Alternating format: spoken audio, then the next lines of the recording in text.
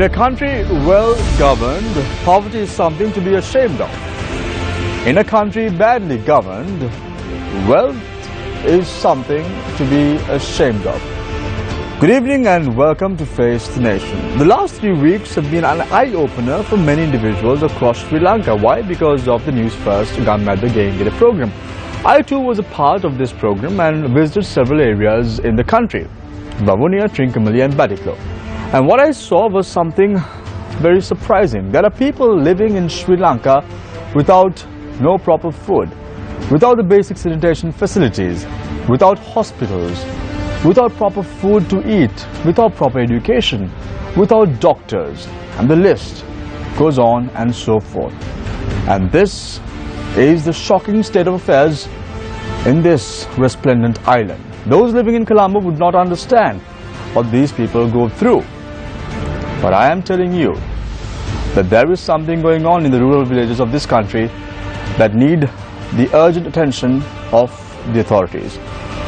Who else can we have in the studios to talk about poverty, to talk about regional development, to talk about the rural community of Sri Lanka than the minister himself? He is a celebrated soldier. Once he was a soldier, and then he was the army commander, then a presidential candidate, and then he was a parliamentarian and an inmate subsequently, and now he is a minister. A very good evening to you and welcome to the show, Field Marshal South Fonseca. Good evening. Nice to have you on the show, Field Marshal. Not an easy run, is it? Not easy. Being a soldier and then being an inmate and now a minister. And you're representing now the United National Party as a minister. Did you ever see yourself, Field Marshal Fonseca, as a minister from the United National Party camp? United National Front, actually. We are on alliance with UNP. Do you think that you as an individual who criticized the UNP during the last few months or so, just prior to the August 17th elections, sitting with them, uniting with them for a common cause?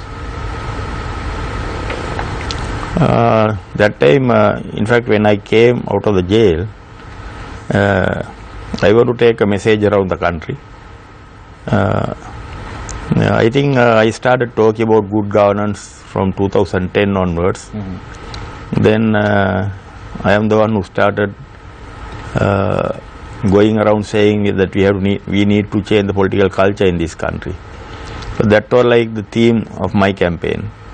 So, but if I contested with bigger parties, I think you don't have the freedom at times to come out with these arguments the way you like to express. So I thought last government, last 3 years, that's why I formed a new party. I thought I will take this message around. It's not easy to go around with a new party. It's a very strenuous thing, very tiring and very expensive. But since I have been harping on this, to change the political culture of this country, because now as it is, people believe on some major parties as if they are believing their religions. They are not political parties for them. They are like their religion or caste or something. So because I want to take a different message, I thought I will go on my own. I knew that there was a danger of losing the election, not being able to go to parliament. But I didn't mind taking the risk. I went around, but then I had also, on one issue, we were on a common platform. Although we were on different stages, our battle against the previous president of this country, the previous regime, there we had something in common, especially with the UNP, because our battle also was against them. Even in the last general election, I was not criticizing UNP, but I wanted to first ensure that the previous rule of this country does not come back to power, does not come to parliament even. So likewise, we had certain issues in common, we had certain targets in common, and now again I can see basically the same people They are trying to gang up. They are trying to get into a group to come back into power. So people expecting the UNP to fight back. So I thought at this stage it's good to stand with them, so that we have to first finish off with this corrupt the arrangement, who is trying to come back to power again. According to what I understand, Field Marshal Fonseca, you are not a risk taker. You ended the war with a very forceful hand. You said we can go to war, we can win against the LTTE, and that is exactly what you did in the year 2009, commanding the armed forces of this country, commanding the army. However, August 17th elections, just prior to the August 17th elections, you said, I knew that I'm going to lose, but I still want to take a risk. Was that risk worth taking? Yeah, because as I said, the messages I was trying to take around, it was not the priority for major political parties. Now, for example, if I say we have to change the political culture, I started saying that from 2010. But you know, some of the people in those major political parties, they don't think like that. They don't think alike. So therefore I thought for me to do it the way I like, that I have to go on a separate stage. That's why I went on my own. It was difficult, as I said earlier, more expensive and more tiring. But still we thought, for the sake of the country, rather than trying to win. Winning is very easy. If you go with a major political party, you can win very easily with very little effort. But more than winning, we thought trying to change this culture in the country, taking the correct message to the people was a priority for us. Field Marshal Fonseca, your political ideology to change the political culture of this country was rejected by the people on the 17th of August. However, now you are a nationalist MP from the UNF, as you said before, you're a National Front, and now a cabinet minister. How do you think the people are perceiving you right now as an individual, as the celebrated soldier that we saw a couple of years ago, 7 years ago? To come on the national list, you don't have to contest. But you contested and lost. People have no choice on who should come on the national list. The parties, those who are governing, the parties will decide, or those who are ruling will decide. So they thought that I am the best to come in the national list at the moment. So the people, when they vote, they select the other people, other members. But national list members are selected by the party or the party leaders, the executive committees of the parties. So they decided to take me. So people can't say don't take him. Thank you very much, Field Marshal Fonseca, for your thoughts on the first round. Let me introduce our journalist this evening. On to my right is Nadim Majid. Good evening, Nadim. Nice to have you on board. Good evening, Samir. And two ladies on the left. The second time that we're having two ladies on the show, Sonali Vaninga-Baduge and Charitha Fernando. Thank you very much for joining us this evening on the show. Let's start off with Sonali today. Thanks, Shamir. Field Marshal Fonseca, we've seen you once as an army commander, as leader of the Democratic Party, a presidential candidate. You were imprisoned, then you were released, and you became Sri Lanka's first Field Marshal, and now we see you as Minister of Regional Development. You've had a lot of enemies. Do you have venom? Not really. Now if I talk against the previous ruler, of course he was harassing me, he was taking revenge from me. It does not mean that I have no right to criticize him. Just because somebody also had the right to think that I am criticizing him because I am trying to take revenge. But it's not the reason. I am criticizing him because he had done the wrong thing.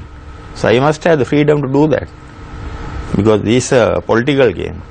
I am doing politics against his politics, against the type of politics he has been doing, the corrupt politics he has been doing, which I never accepted.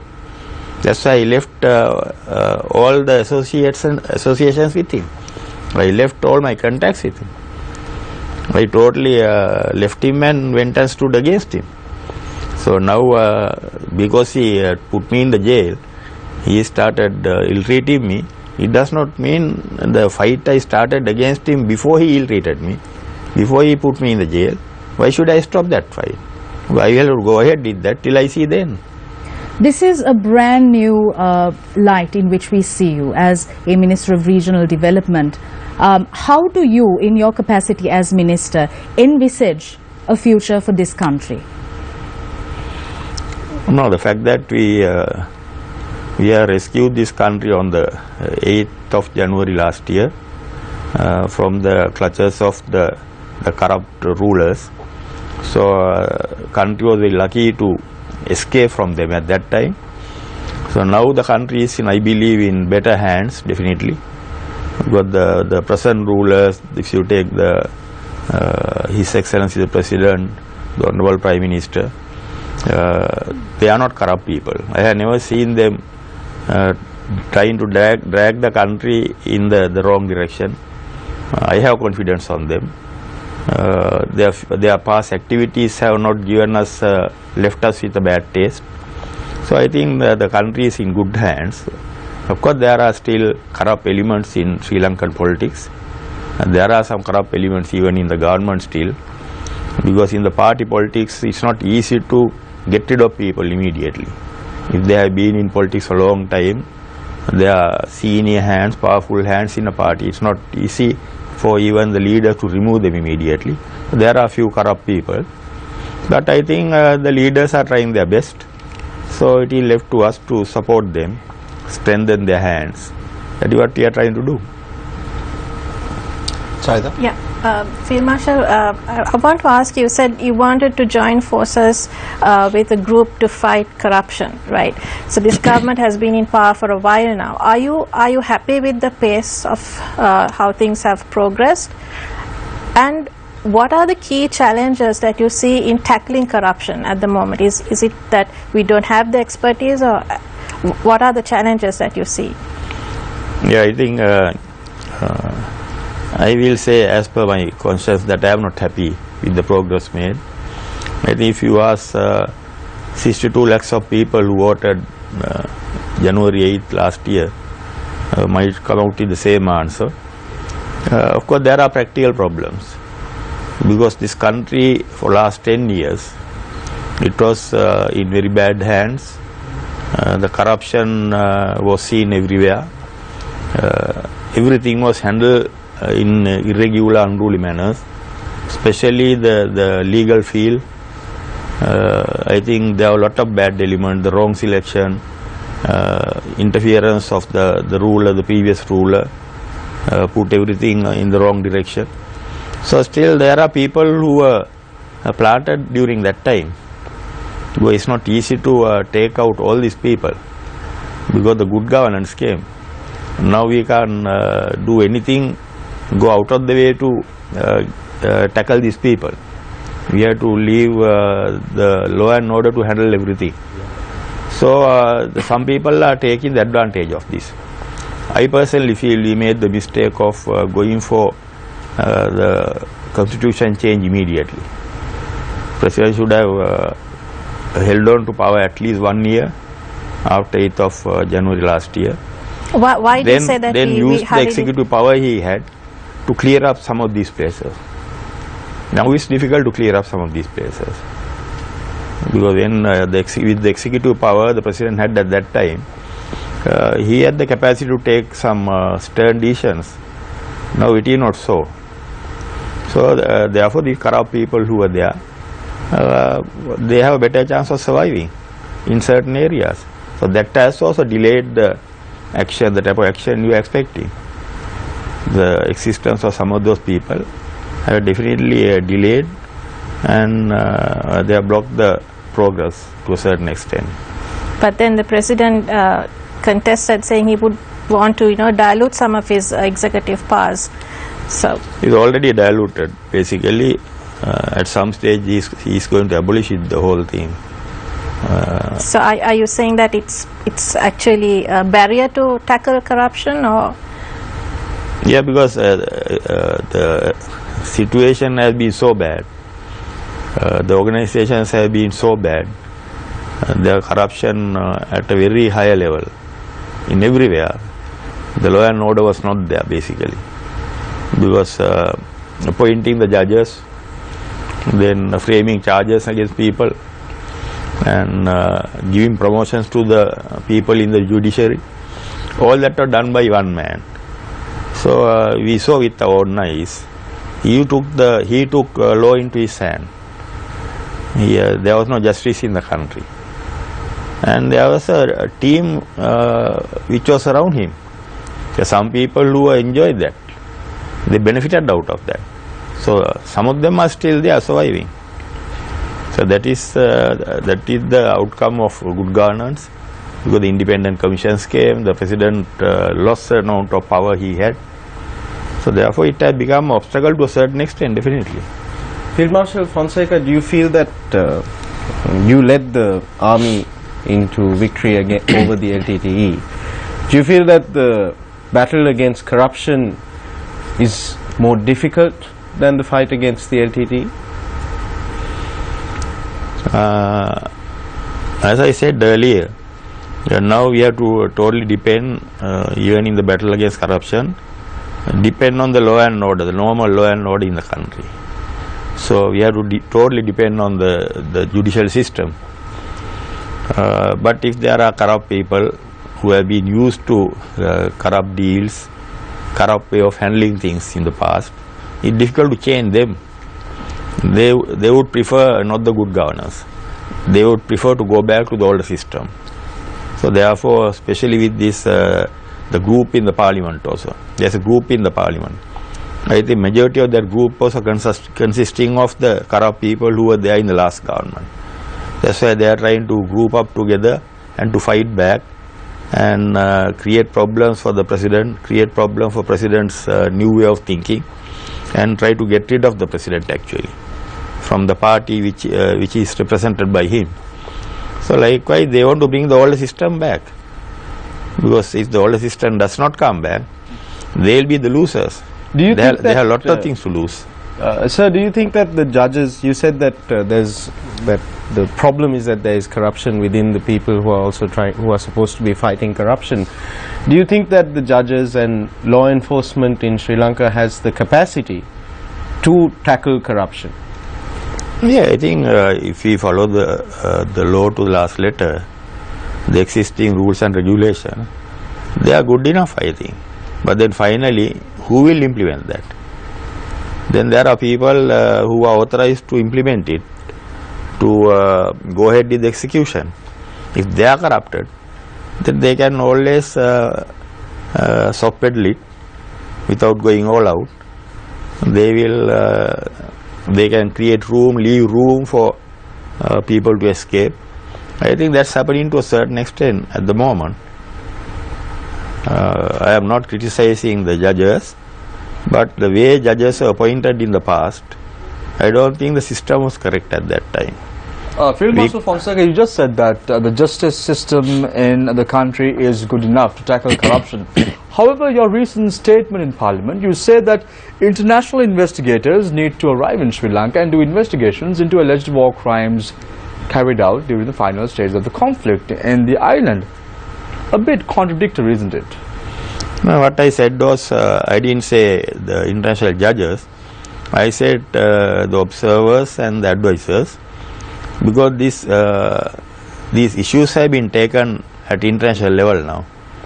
The allegations, the objections, the charges have gone beyond our country actually. The allegations are coming from the international community. So therefore, whatever we do, the inquiries we do, we have to make it very transparent. Otherwise somebody will point the finger at and say that we did not do it properly. Again they will say that we were trying to hush up, we were trying to cover up certain issues. So it is good to keep it open for the international community to see exactly what's going on.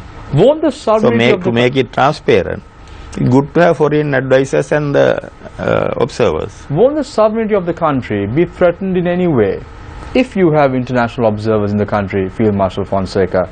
You know this well enough. You fought for the country's territorial integrity and sovereignty.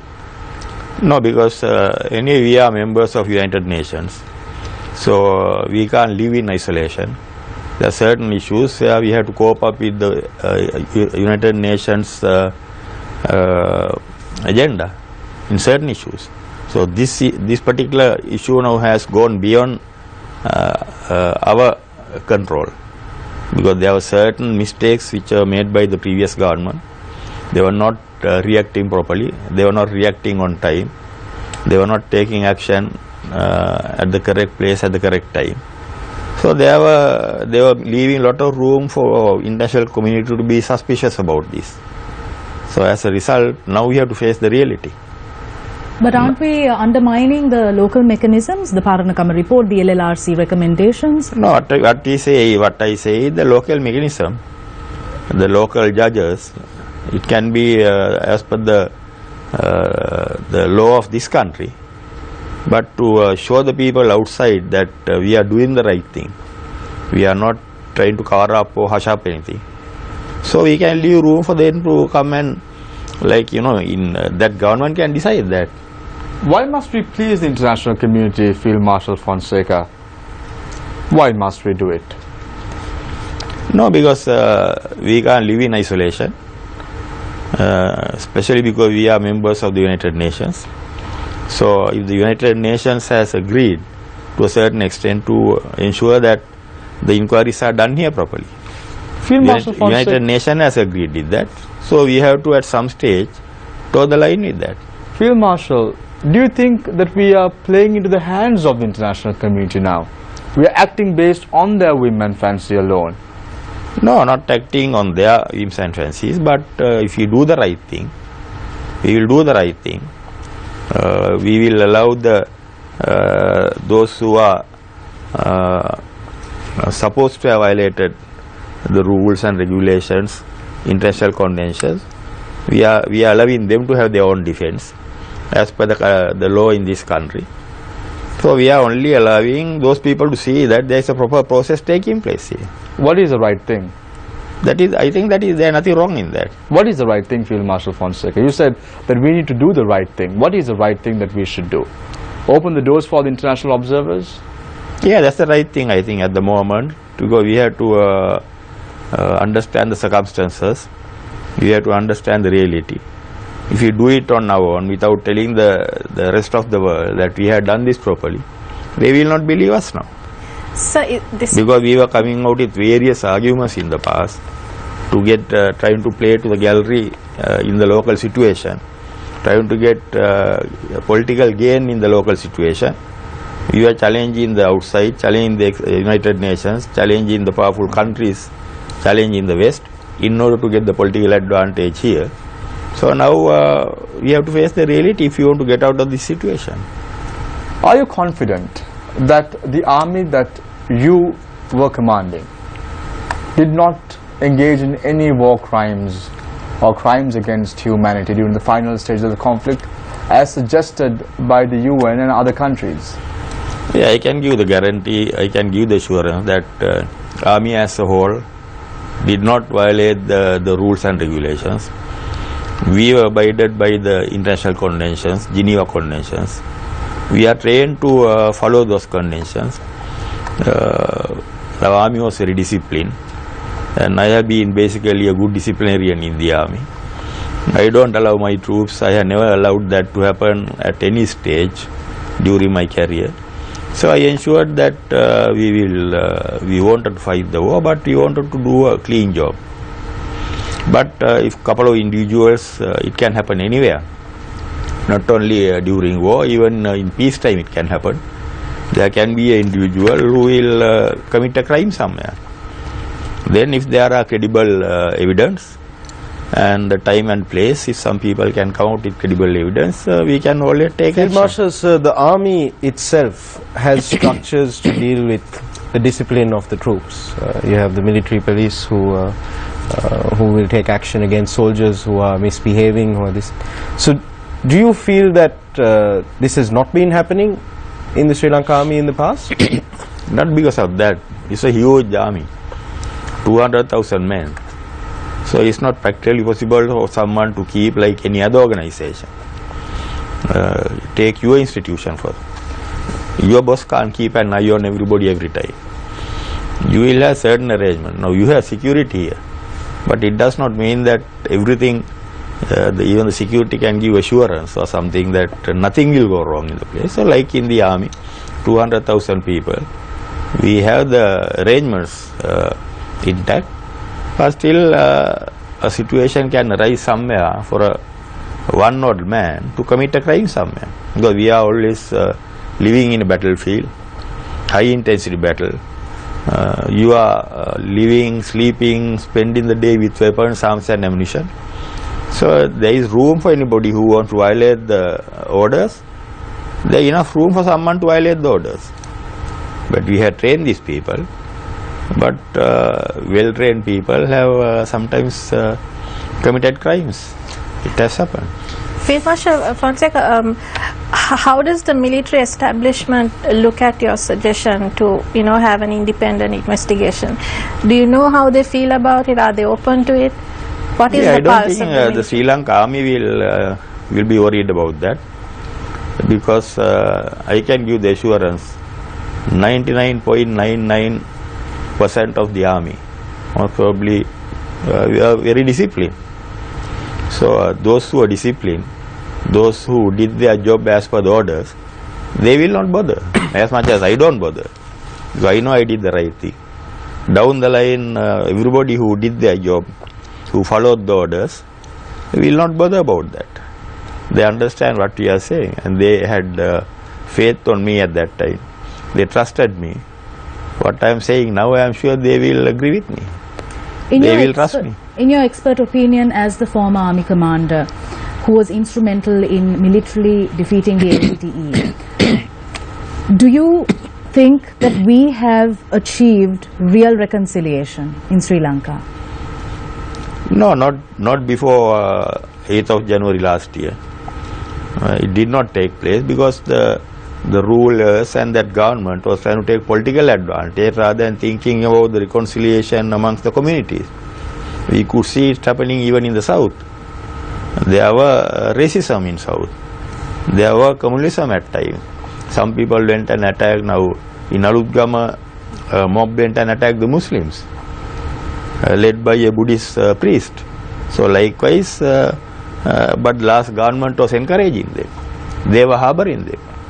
Behind the scene, they were leading them. They were assisting them. They were encouraging them. So it was not happening that time, because they were trying to get the political advantage by capitalizing on the communal feelings. So therefore, reconciliation never took place. But Field Marshal Fonseca, zero war does not amount to peace itself. There has to be a road from zero peace that you move on to. So do you think we are on the right track? And do you think at this present juncture we have achieved real reconciliation? I think at the moment we are on the right line. You can see His Excellency President and Prime Minister, they are trying their best. They are sincerely trying their best. When you think of real reconciliation, we have to be ready to sacrifice in certain areas, give and take. We can't be only the winners.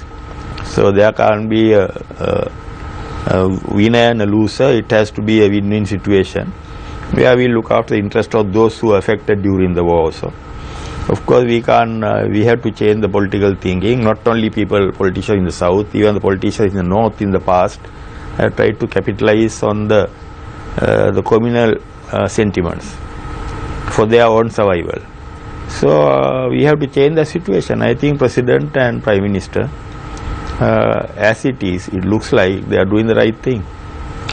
Following the 2001 Twin Tower attacks in New York, Field Marshal Fonseca, the war against terror was launched. The British and the US forces invaded many countries like Afghanistan and even Iraq. And then you saw the killing, or somewhat the hanging, of the Iraqi president. A few years later, the British Prime Minister said that he was sorry for Iraq. Weapons of mass destruction was never found from Iraq as well. However, these are the very countries who wants a war crimes investigation in this island. Is it fair? No, just because they made a mistake somewhere else, it does not mean that we have to get rid of them from the United Nations. They still are powerful in the United Nations. They are in the Security Council. So they can call shots to a certain extent.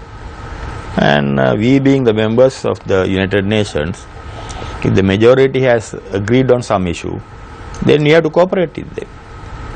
Either we have to leave the United Nations or cooperate with them.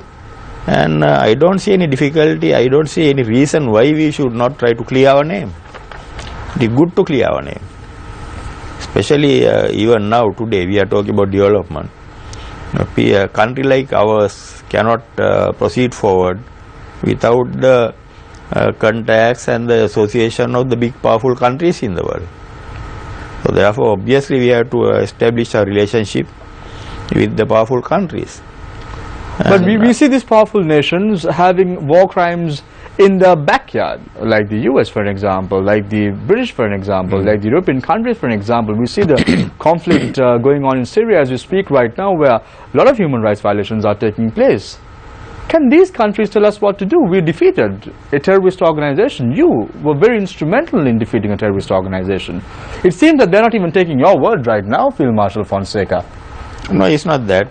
I have been always saying the army as a whole did not commit crimes, but always there may have been odd case somewhere, one or two cases.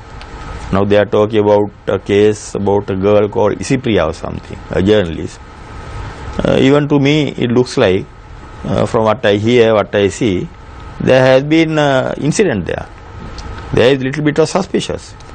Even this white flag issue, there is room to suspect that there is something has happened somewhere. So why not leave room to conduct a credible investigation? If there have been incident like even in the past, like the Manamperi killing in the south, Krishanti Kumar Rassami murder in the north, the Namilipitiya murders. So those things took place when the whole army is operating with perfect discipline. There were cases in isolation. So therefore we can't say just because those countries have committed war crimes, if they tell us there have been a problem somewhere, why should we just ignore it? Field Marshal Fonseca, let's put that subject onto a side for a moment. Let's talk about Karuna Amman, who was involved in killings. Let's talk about KP, who was brought down by the previous regime and now is very safely in the havens of your present regime as well. Why are you not talking about these people then, if that's the case, Field Marshal Fonseca? You saw the brutality of the LTTE. You were also a victim of a terrorist attack. Yes. So what happened was now Karuna Amman was made even the vice president of SLFP by the previous regime. So he was in democratic politics in long time. So a terrorist also can be rehabilitated. You can't give him the freedom to do the politics, then come to the parliament, do everything else, and suddenly turn back and say, now we want to catch this man and punish. Then it doesn't look very right. So there are issues like that. Pillayan is, I think, still under remand most probably. He has been arrested for something. Because the way the previous government handled these issues, then we can't, when it comes to Karuna Amman's issue, now we have to look it from that Karuna Amman's angle also. I think otherwise it can, somebody can say we are being unfair by him also. If we are doing real justice to him, now we have to look at it, look at this issue from his angle also. Let's talk about KP then. He was arrested but never in the democratic framework or in politics. Yeah, the way they handled the KP's issue was not right. I have been critical about it from the very beginning. I was, I think, Chief of Defence Staff when he was arrested. So after that, the Defence Secretary was there at that time. He handled the whole issue on his own. Even we did not know what he was doing. And he was dealing with the intelligence people. He was dealing with the police. And he never kept us even informed, or he never wanted to find out whether we have any observations on this. So the KP's case was never handled properly. Can you put it right, Field Marshal Fonseca? Now the problem is same with KP's issue also. The way I highlighted with Karuna's issue. But now it has taken about 6 years from the time KP was arrested. Then he was allowed to spend a normal life, because with the terrorists you can always go for rehabilitation. So after 6 years, if you think he has got rehabilitated, but I am personally, if you ask my opinion, I still feel that KP must be taken before the law. Field Marshal Fonseca, how much of gold was seized from LTT controlled areas? When I was the commander of the army, it was reported to me that 220 kilograms of gold was recovered. They were the jewelry of various people. They were in packets with the names and addresses of the owner was there in the packet. So it was very easy to give them back. 220 kgs. I know after I left, they recovered much more after that. In many places, there were reports that the gold is being recovered. But I also saw, I think when I was in jail, at some stage, Basil Rajapaksa was questioned in the parliament, I think. Then he came out with the figure exactly 50% of what I had recovered. He said we had recovered gold amounting to 110 kgs. So I don't know why 220 suddenly it came to 110. In the pockets of the lot of gold was recovered, more than the 220 kgs I am referring to. So obviously there have been some playing out at that time. Thank you very much. There have been irregularities in the accounting. Thank you very much, Field Marshal Fonseca. Problems relating to accounting, is it really so? Let's discuss more issues relating to regional development as well as where Sri Lanka really heading now. All this and more after a short commercial break. This is Face the Nation.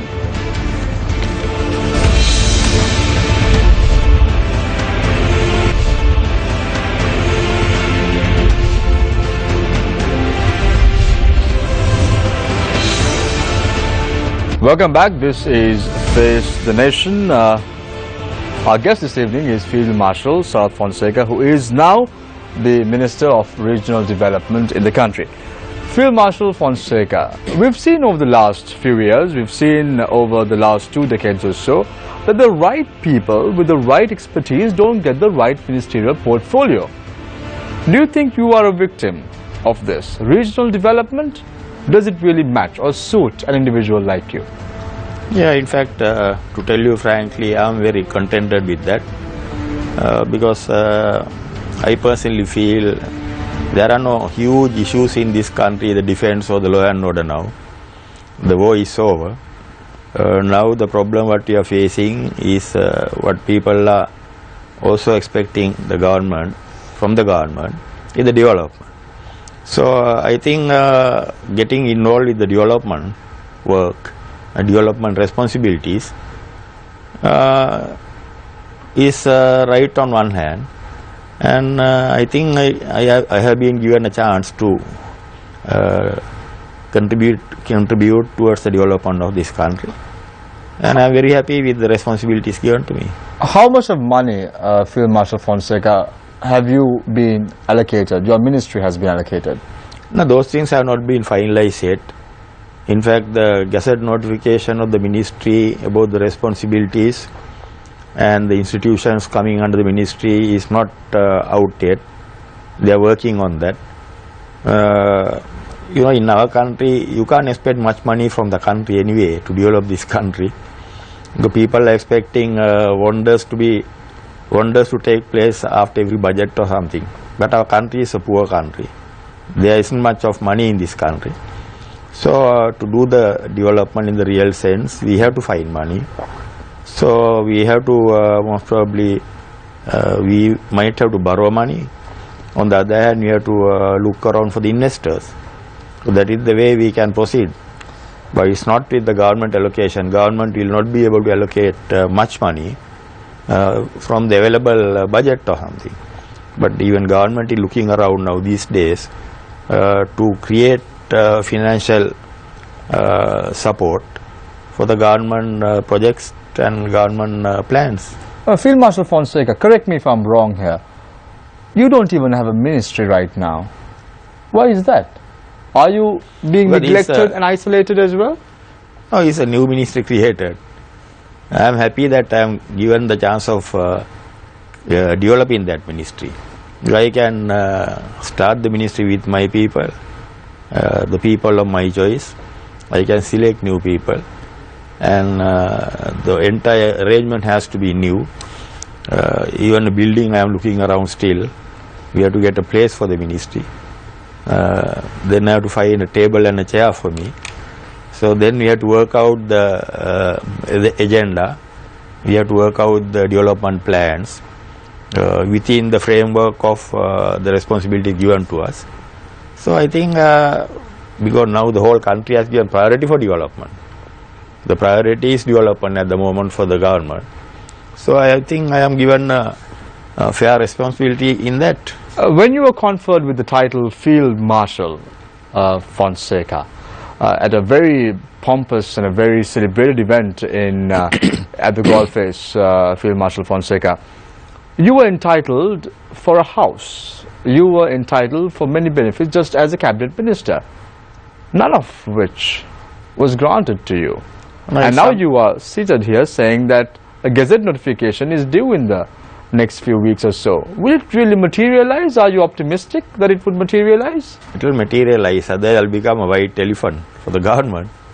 They can't give me a salary and all the facilities for the minister and keep me without giving the responsibilities. Then it again finally it will amount to corruption again.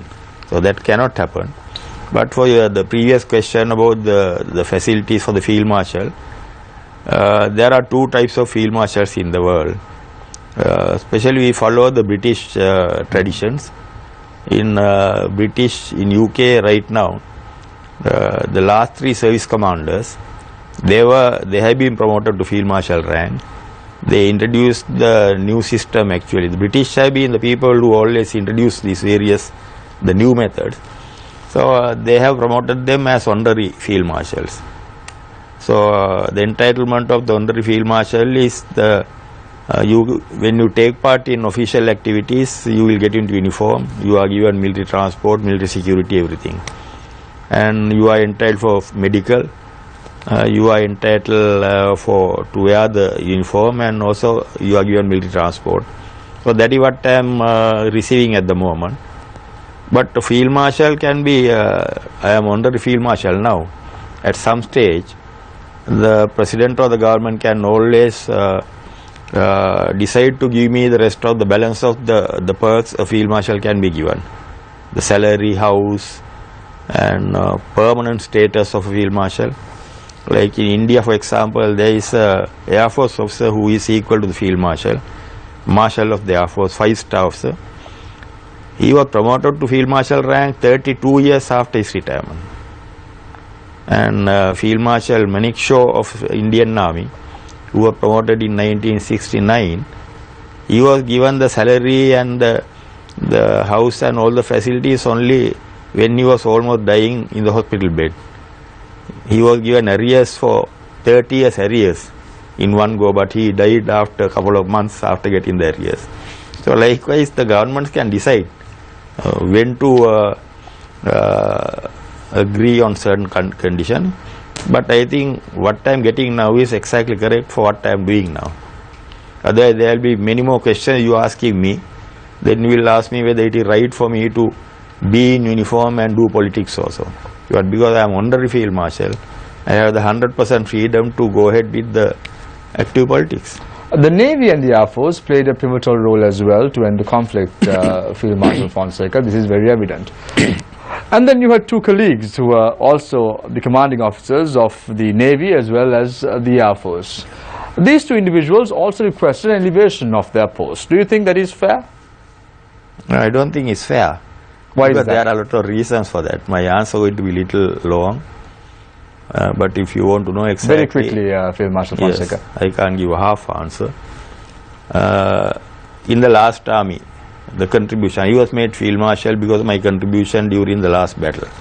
In the last battle, the burden and the responsibility what we were shouldering, for you to get idea, I will tell you, my army killed 23,000 terrorists and captured 12,000 on the ground battle. And I lost 5,200 soldiers and another 5,000 permanent disabled, and another 17,000 injured from the army. The Air Force, they killed about 1,000 terrorists with the bombing on our call. Basically, when we request, they come and do the bombing, about 1,000 terrorists. And Air Force casualties are only 8 for 2 years, 9 months. They also died at the Anuradhapura Air Force base, when the base was attacked. Navy killed about 150 Sea Tigers, because they had confrontations only once in about 3 months. The naval confrontations with the Sea Tigers, where else my soldiers are fighting 365 days of the year, 24 hours, in floods, in all bad conditions, without food, and for 2 years, 9 months non-stop, starting from Mavillaru till we finished at Nathikandal Lagoon, we are fighting 24 hours of the day. And the Navy, they had confrontations like that, not daily. They killed about 150 Sea Tigers. Navy lost 300 soldiers only, compared with my 5,200. Out of that 300 also, 150 died at the Digampatana, the suicide attack at Dambul, not in battle.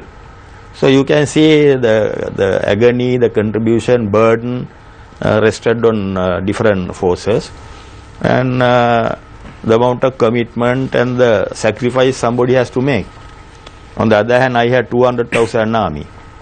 Normally for a field marshal, 5-star general, the requirement is about 27 divisions should be commanded by you. I had about 35 divisions under my command. So 27 divisions amount to about 162,000. I had 200,000. Where else Navy had 40,000, Air Force 30,000. If you take the Indian Navy today, it's about 150,000. They have aircraft carriers, I think 3 aircraft carriers. They have nuclear powered submarines, about 10 of them. Still Indian Navy has never had a 5-star commander, admiral. So when we have only 2 coastal guard ships, which are donated by one from Australia, one from India, and our Doras, and what you see on the Independence Day and all that. So commanding those things, I don't think it's fair for someone to ask a government to promote you to 5-star rank. It's a title that should be conferred by the regime which is in power as well. Let's open the floor for questions from our journalists. Let's start off with Charita Nadeem. Sir, you mentioned about the Navy and the Air Force, the role they played. Don't you but acknowledge... I want to make a special mention. They did their job. There is no question about it. They did their job. But I was trying to compare the burden and the responsibility laid on individual forces separately. They did their job with the available resources in the scenarios where they had to perform their duties. From that day, I am not undermining. I am not because even the naval seaman or airman, he is also brave as much as a soldier. There is no difference between them. But then the situation you are confronted with. Field Marshal, do you acknowledge that the Navy too played a crucial role in blocking LTT supplies, from floating armories? Had those they were supposed to do it. Yeah. Of course, the Navy men did what they were ordered to do. I didn't agree the way the Navy command handled the naval deployment. If you all can trace the media statements and various things, even 3 weeks before we finished the war, say first week of May, starting from about 19th April, after we cornered them onto that the thin strip between the lagoon and the sea, even at that stage he was saying he had 3 cordons, but the nearest one was 40 kilometers. Because he was trying to keep that cordon away from the LTT artillery range. So that is not effective enough. When you have a cordon at 40 kilometers, if you want to put ships, say at least 1 kilometer apart, you need a huge number of ships. What they never possessed. That is not workable, practicable. That will not give you the desired results. with the type of tactics adopted by the sea tigers. Even some civilians used to get into a boat, go right up to Tamil Nadu, or come and land somewhere in Point Pedro area without getting caught to the naval cordons. So there were shortages in that. For that I will blame the Navy commander, but not the Navy men. If they were asked to come and sit at 100 meters, they will come and sit. But they were never given orders like that. Talking about defense, Field Marshal, you earlier mentioned that the war is over, and I just got the feeling that you said that the defense of the country is, you didn't give it much focus, you know. I felt that all the concerns relating to the security issue in the island is over. Now we could move on. But we have been hearing statements from the government that they want to modernize the defense establishment. And one of the things that most of the defense experts say is that one mistake a lot of countries do is they look at the last battle they fought in preparing for the future. So as an architect who was an architect behind the defense strategy that defeated the LTT, what kind of challenges do you think our military will face in the future, and how structural changes could help face those challenges? Actually, with our economy, the existing economy in this country, it's not practicable for us to prepare the defenses to fight even our neighbors, because our neighbors are huge. They are huge militaries. So I don't think we are capable of handling a situation like that. But internal security, yes. Internal security with the available the strength, present status quo, we are capable of handling it. All what we have to do is to keep the men trained, keep the people ready. But our strength is good enough. Even our present equipments are good enough to handle a situation internally. When they are talking about modernizing the military, if you compare with the modern armies, we are very backward. We are very badly equipped. We could fight with LTT, but we are not equipped enough to fight with the modern army. So the modern armies can be smaller. For example, British army is only 80,000. We have army of 175,000 now. I commanded 200,000. British army is 80,000. But they are very well equipped. They can. We will never be able to fight army like that, because the amount of modern equipment, the type of support they can get from their navy, the type of support they can get from the air force, that way we are very backward. But for internal situation, to handle the internal situation, I think we are okay. So therefore, I think now we have to give priority for economy development. Economy is the problem at the moment. Everybody in this country is waiting to see that there is some development. We have to develop the quality of life. For that we need more money. So I think we have to give priority for that. Because we have a reasonable military to face a certain situation at the moment. If Disruptions to critical infrastructure. Even yesterday we experienced island-wide power outage. Isn't that now the president has deployed the army to protect transformers? Shouldn't that be a concern for national security, even in terms of the economy, the cost that you incur? Yeah, definitely. But things like that actually, more than you trying to stop it by deploying the military, before this incident, we should have been in the correct intelligence picture. So intelligence people, we have not cut down the strength and the numbers of intelligence people. So that is their job. Intelligence people should keep their eyes open, and if there are any bad elements,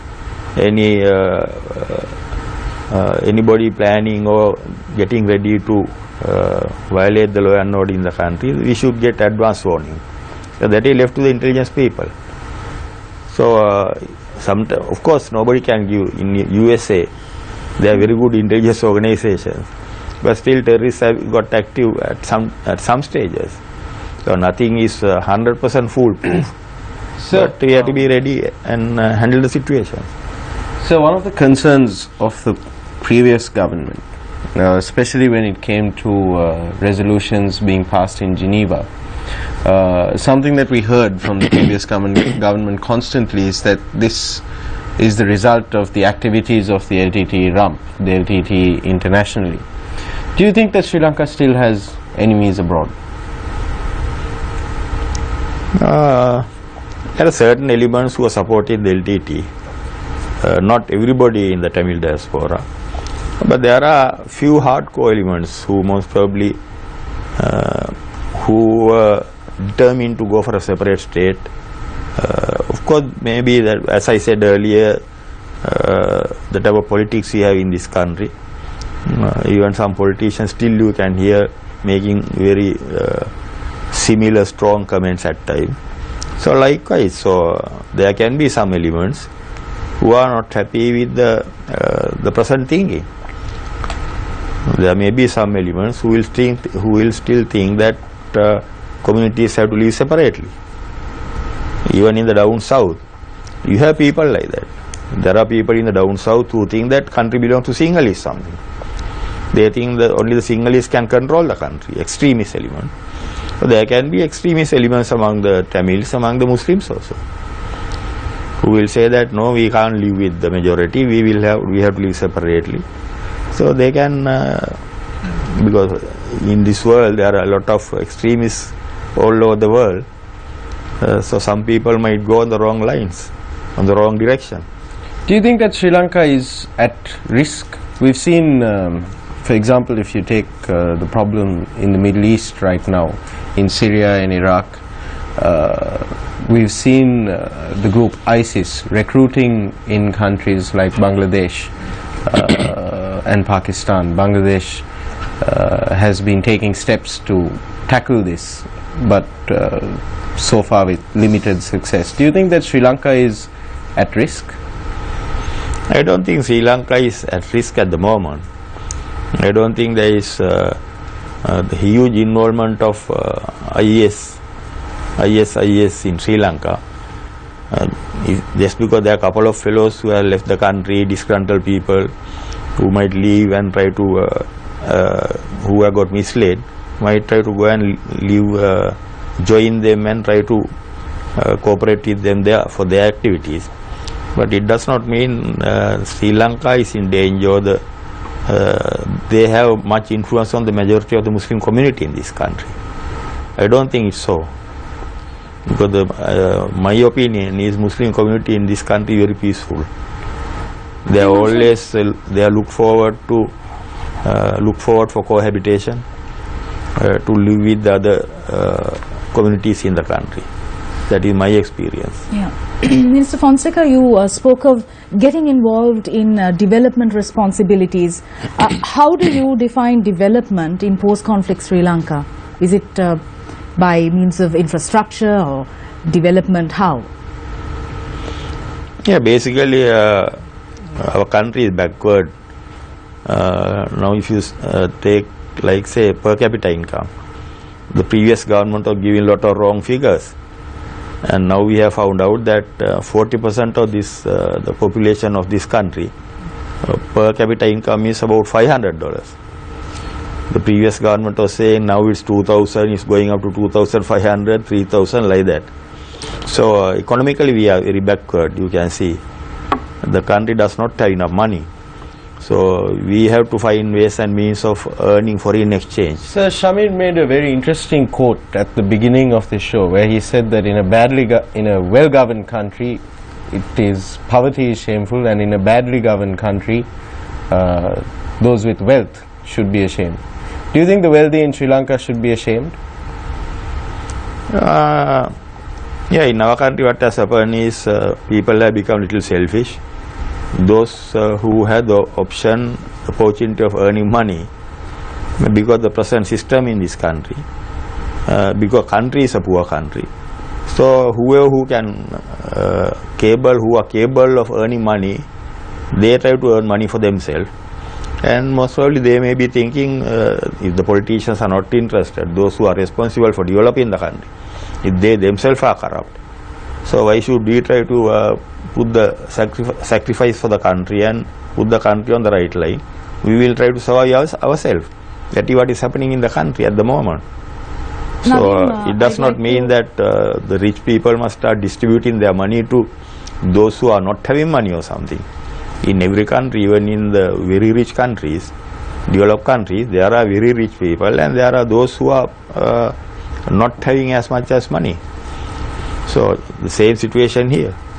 Getting back to the question on development, Minister Fonseca, where do you place psychosocial support, counselling services for war victims in this definition of development? Is this important for Sri Lanka? Yeah, that's very important because we have agreed, even our President, Prime Minister, they have agreed, the government as a whole has agreed that those areas were neglected. The last regime, last 10 years, they should address these issues immediately after the war victory. But for them, the corruption was a priority. I mean, both will not go hand in hand. If you are playing out huge amount of money in a country, more than what the country can afford to, that is what was happening. And then obviously the other things will get neglected. Because even reconciliation or addressing the issues faced by those who are affected, everything finally amounts to a certain amount of necessity of money. So when you are not ready to spend the money for the right thing, when you are not ready to spend the money available in the country for the right thing, you are only giving priority for your corruption, then other things will get neglected. That is what happened in the country. What more needs to be done to heal the hearts and minds of a wounded citizenry? Yeah, there are, it's not only money. When it comes to politicians, they are talking about additional powers. But if you speak to the normal citizen, normal Tamil people in northern, Tamil person or a Muslim person in north and east, I think what they want is life with better quality. So if the government can give priority for that, I think they will not be bothered about various other political agendas and slogans. So at the moment, I think what we have to do is to develop the whole country so that without neglecting any area, the people, there are people in the south also who are not being able to survive. The life for people in the south is also not very good. It's not only for north and east. There are people in the south also without a house, without land, without occupation, unemployment. So these are common issues. But the northern people have certain issues which are still ongoing issues which should have been addressed much before, much earlier, like housing, going back to their own land, and certain infrastructure which was damaged, certain areas. So those things will have to be addressed also. Field Marshal Fonseca, I'm the bad apple here now. We're talking about development and I want to talk about something I feel is quite relevant, that is avant-garde. You've been very vocal, Field Marshal Fonseca, on avant-garde for some time now. However, just a few days prior to you being appointed as a parliamentarian and then a minister, you went silent. And now you might say, I did not expect the post of parliamentarian or the minister, because Mr. MKDS Gunawardena was the minister who was occupying the nationalist seat. My question to you is, why did you suddenly go silent? Isn't this an issue that needs attention? Isn't this an issue that needs answers? Just like this now, there is legal action being taken against the avant-garde company at the moment. The avant-garde owner was summoned to FCID. He had gone before the Presidential Commission and he has gone before the Bribery Commission. So at the beginning we were shouting and we were trying to point out that action has to be taken, because there were, we thought the things are being hushed up, not being addressed at that time. But now we are sitting and watching what is happening, so there is no need to make a big hue and cry now, because the legal process has started. On the other hand, now I have to criticizing certain people because I am a member of the cabinet. There are collective responsibilities. You have to work together with a lot of people. So when I was outside, I could criticize certain people, individuals. Now I should not do it because it's not ethical. So, but avant-garde matter is being addressed. So I think as it is, I have not forgotten about it, but I am sitting and watching it. Field Marshal Fonseca, you are known as an individual who can lead.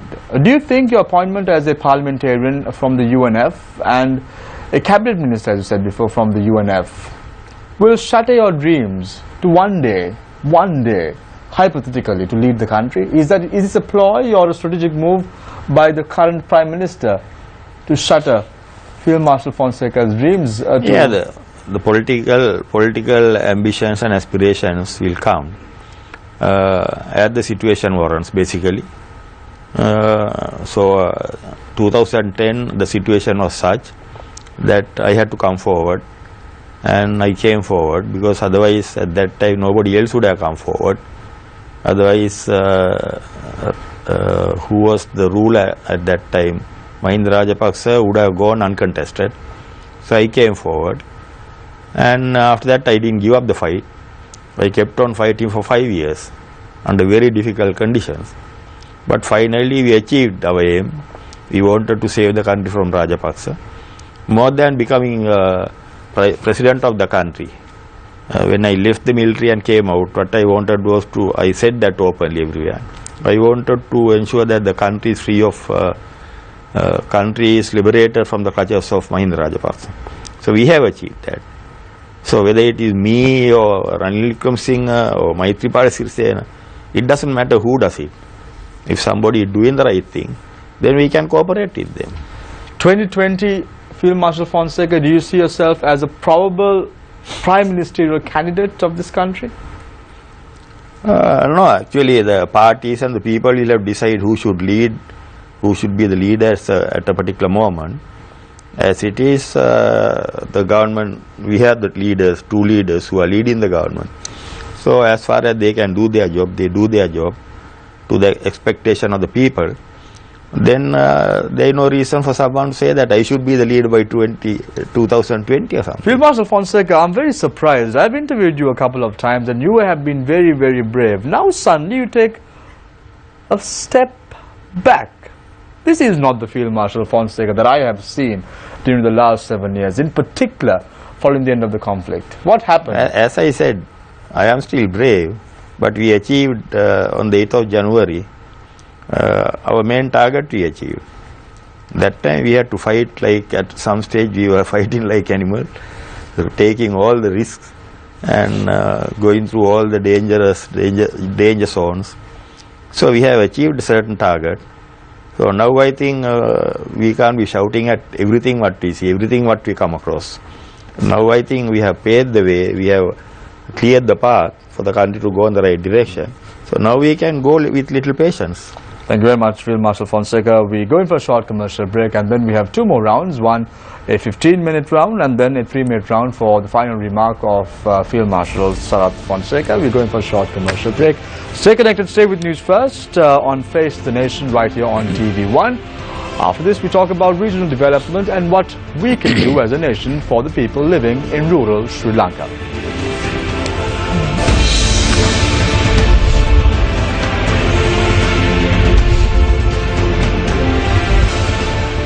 Welcome back. This is Face the Nation. Next 15 minutes would be allocated on regional development and the role of Field Marshal Fonseca on this front as far as the ministry is concerned. Field Marshal Fonseca, right at the start we spoke about the Gammad, the Newsfirst Gammad, the Gainget or Newsfirst Gammad, the door-to-door campaign. I happened to visit again, as I said before, right at the start of the show, Vavuniya, Trincomalee as well as Badiklo. You have the former leaders, President Mahinda Rajapaksa's hoardings in rural parts of the country, and I was quite surprised to see in certain areas where people don't even step foot, you have the former president's hoardings. However, nothing has been done. And we here in Colombo talk about development. There is infrastructure development, there is roads being constructed, buildings being constructed, but there is a majority of the people living in Sri Lanka isolated, neglected, unwanted. What is the reason behind this, Field Marshal Fonseca? I think there are a lot of interest taken about development going down to grassroots level everywhere. But government is only 1 year old, less than 1 year, 6 months old actually this government. So when you are trying to do big things, basically the planning takes long time, and also the working out the various stages, contemplating the execution of the development. So it is a huge matter altogether, huge issue. So things are taking place on all directions. Everywhere we find the things are happening, things have started moving forward. But for you to see the outcome, the real result, it will take a little time. But my question to you is, Field Marshal Fonseca, the former president has hoardings everywhere. You go to a rural village, you have his picture and probably the picture of a area minister or area parliamentarian, but nothing has been done. When I went to Kenya, the same state, Sonali visited several areas in Mana as well as Trincomalee and Babunia. Nothing has been done. It seems that the former regime has not done anything for the people of this country. For that matter, since 1994, nothing has been done. Only they speak of is former President Ranasinghe Premadasa. Why is this, Field Marshal Fonseca? They are talking about Ranasinghe Premadasa. Ranasinghe Premadasa. People don't talk about him in areas where, let's go to rural areas in Kurunagal, people have his picture and then they have Lord Buddha's statue. They revere him as an individual for giving them houses, for giving them some sort of relief. But over the last 2 decades or so, people are suffering in this country. We just have former presidents hoardings saying Gamin Gamata or Gamanagama program or Divinagama program. That's it. Nothing has been done. What is because why is that? During last 10 years, there was no proper development taking place in the country, but they were trying to paint a different picture by way of the cutouts, pictures, posters, and also by using the government media. But the people in this country, as I said earlier, the former regime knew the weakness of the people. But the people of this country, they will not abandon the party, the political party, to which they have been affiliated for a couple of decades. So they were exploiting on that weakness. And also the rural people, most of the areas in our country, sometimes they see only the government media and the Rupavahini and the ITN. So they were exploiting the situation, trying to keep the people silent, so that the people were not coming forward, and they were not trying to demand their needs and the day-to-day requirements. But they were given a lot of hopes by media. They were told things are happening, there are a lot of development in the country, because sometimes they could show you a road somewhere, then they will show on the media there is a harbour coming up. At some stage they were saying you have to tighten your belts because there is a war going on. Later on they were trying to say, okay, we are building the infrastructure, the roads are there, the airport is there. So they were painting a different picture, although the people not benefiting directly. They were trying to tell the people that the country is developing, although you are not personally affected. So, and also whoever who tried to question back, whoever who tried to obstruct the media campaign was treated very badly, and they were silenced. So nobody wanted to turn back and question them. Nobody wanted to turn back and clear their doubts. So the country was being run totally by a dictator, by neutralizing the people. So things are not happening, but people are scared to talk about it. Field Marshal Fonseca, I'm not going to ask you what you have done in your present capacity as the Minister of Regional Development, because it's just 3 to 4 weeks old as far as your ministry is concerned. But I'm going to ask you is, what are you intending to do in the future for these people? Field Marshal Fonseca? Yeah, definitely, as I said, whatever we do, we have to ensure at the end the final outcome should be improving the quality of life of the people in the country. Whereas it is, we see some development in the towns, big cities, but the people in the rural areas, grassroots level, they are not benefiting, their life has not changed. So I will try to take the advantage of this appointment, this ministry, the responsibilities entrusted on the ministry, try to take the development to the grassroots level, to the villages, to the local level. Even say provincial council now, what they are doing is just maintaining what is available at the moment. They are trying to maintain the available standards at the moment, not trying to go beyond that. So I will try to give them also little additional oxygen, most probably, with the additional the power I get, additional financial backing I get. I should be able to add something to what is going on at the moment. So that final outcome has to be the improving the quality of life of the people. And in ensuring this final outcome, how do you suppose we could positively engage the diaspora in development, in ensuring development? They can be potential investors. Yeah, I don't know whether there are potential investors who can create a big impact among the diaspora. I don't know. But anyway, those are open for any outsiders. It's open for the other countries, for the foreigners. So whether it's diaspora or whether it's the local businessman, everybody can make use of the situation. There are no restrictions on anybody. Field Marshal, sir, one of the biggest problems in the previous government that was highlighted was the size of the cabinet, and the Prime Minister Ranil Wickremesinghe shortly after coming into power said that, you know, some of the subjects, the way that it had been divided up, didn't even make sense. Right now we have the Prime Minister, who is the Minister for Economic Affairs. We have a Minister for plantation industries who overlooks development in the estate sector. And now we have another Minister for Regional Development in yourself.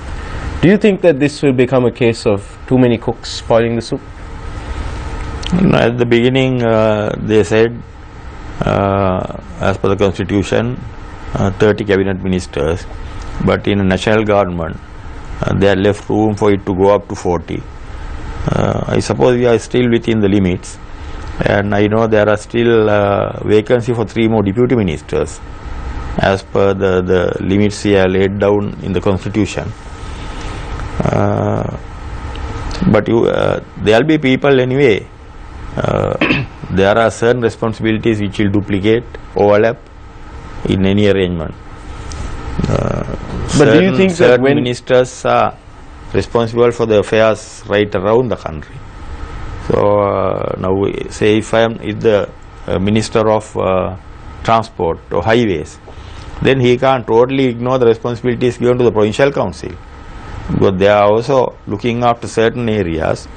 They are also responsible for part of the road network in certain areas. So likewise, there should be a lot of coordination. But otherwise, if you give everything to 1 or 2 people, then again it is not going to work also. There can't be too much of workload on some ministries. A certain amount of ministries, finally everything has to be coordinated, and they must work in one network.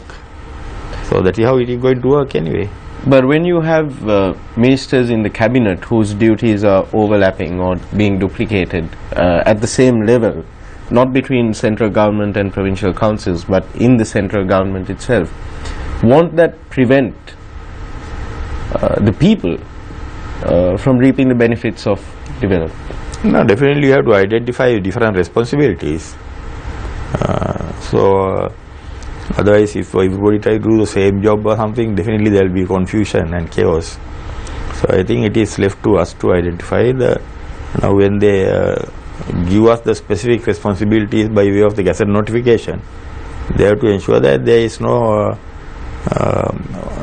confusion and misunderstanding between the ministries, that the areas where respective ministries are responsible has to be identified. But you can work it out like that. There is no problem of everybody trying to get involved with one area or something. Field Marshal Fonseca, the government is focusing on the Western Province with the megapolis development project, and now the port city has got approval to move ahead.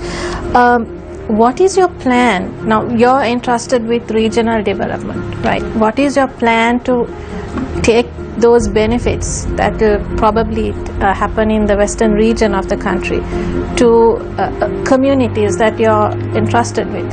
How will you build those linkages? Actually, when it comes to my responsibilities, other than saying regional development, they also giving me additional responsibility of Central Province, Eastern Province and Badula district. Then it includes also development of major cities and to a certain extent something like what the megapolis doing in the Western Province. There are certain development projects which will take place in those areas under my ministry. So it is going a little beyond the regional development proper. There will be other projects and the investments also entrusted for me to coordinate and to ensure the execution. Thank you very much, Charitha. Thank you very much, Sonali, and thank you very much, Nadeem, for joining us this evening. To conclude, Field Marshal Fonseca, in the year 2010, the first time I saw you in a white national was at the press conference which was held in Colombo, where you announced your candidature as the presidential candidate for the year 2010, stepping in as the common candidate. There you made a very interesting remark. You said, there are no friends and enemies in the game of politics. Do you still believe so, Field Marshal Fonseca? Yeah, they are. I mean, when it comes to our responsibilities, then you have to treat everybody alike. You can't deal different people in different ways when it comes to politics, principles and your responsibilities. You might not like a particular person due to certain other reasons, or you might not like a person because of individual ways and other things. But political responsibilities wise, you might have to work together and toe the line together and be friends in your responsibilities. But at the same time, I think what you said is applicable to the politicians who are doing the right thing. But if there are politicians who are ruining the country, then I will treat them as enemies. Not because they have personally harassed me or personally ill-treated me or something like that. As far as politically the agenda is against the progress of the country, then I will treat them as political enemies. All of the cabinet ministers, your colleagues in the cabinet, are your friends? All of them your friends, Field Marshal Fonseca? Not personal friends, but when it comes to collective responsibilities, we have to treat them as friends. What is the way forward for Sri Lanka? Where do you see Sri Lanka in the next few years, Field Marshal Fonseca? We will make a difference, definitely. The way we are trying, the way we are preparing, mainly because we have rescued the country from the corrupt regime. Definitely there should be a difference in the forward movement. You will see some difference in the country, definitely. If you don't do it, then the people will have to decide, but not to go back to the old system. Then people will have to, because we have a problem in this country. If a government fails, if a politician fails, the politicians are ineffective. If they are not capable, you have to blame the people actually. You have to put the blame on the people. In this country, they select the wrong people that time. They are sent very unsuitable people to the parliament. Some of the people who have come to parliament are not fit to be in the parliament. The people had done that mistake. Then the blame has to be shared by them also. Will Field Marshal Sarath Fonseca stand with the people or stand with the politicians? I will stand with the people as far as the people do the right thing. Otherwise, we have to tell the people what they must do, what they must not do. And I will stand with the politicians as far as the politicians are doing the right thing. Thank you very much, Field Marshal Sarath Fonseca, for joining us this evening. One important point to take back home, that is the fact that we will make a difference. The thoughts of Field Marshal Sarath Fonseca on the forward march of this country. I want to leave you tonight with a quote. Not all of us can do great things, but we can do small things with great love. It's all about impact. For those who think that infrastructure development alone is going to develop this country, I request you to get off your vehicles when you go on the A9 highway, when you go on the A6 road, when you go down south. Just go and walk a few meters inland and see the suffering of the people living in Sri Lanka. You will realize that these people are living with the basic facilities. They are in dire need of your assistance. It is with this thought in mind we launched the Newsfirst Gammadda Gengeda program. We need a secure future for our country, for our children and the youth of this nation. It is all about making a better Sri Lanka. It's all about making this island nation accessible to all and equal to every citizen of this island nation.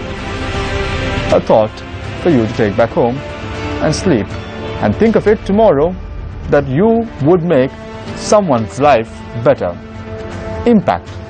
That is what is important. Thank you very much again for joining us this evening on Face the Nation.